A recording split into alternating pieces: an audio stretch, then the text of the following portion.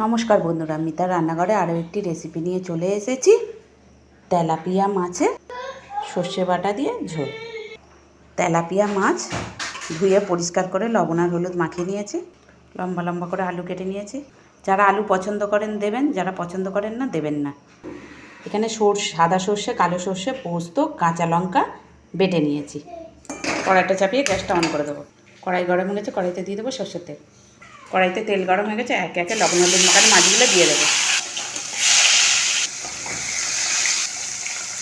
এক পিঠটা ভাজা হয়ে গেছে, আর এক পিঠ উল্টিয়ে দেবো। মাছগুলি লাল করে ভাজা হয়ে গেছে, তুলে নেব। পরের মাছগুলো ঠিক এইভাবেই ভেজে নেব। এই মাছগুলি ভাজা গেছে, তুলে নেব। কালো জিরে, লবণ আর হলুদ মাখানো আলু,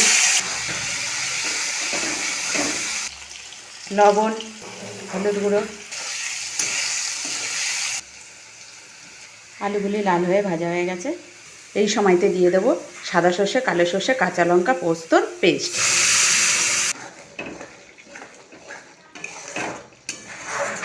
মশলাটা খুব ভালো করে কষিয়ে নেব।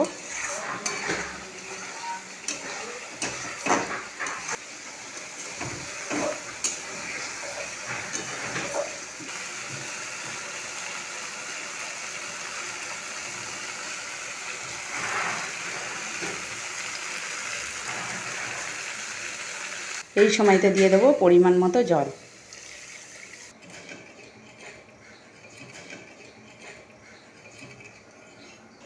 ঝোল ফুটছে, এই সময় দিয়ে দেবো ভেজে রাখা মাছ, গোটা কাঁচা লঙ্কা দিয়ে চাপা দিয়ে দেবো। একবার চেক করে নেব। খুব সুন্দরভাবে মাছের ঝোলটা রেডি হয়ে গেছে।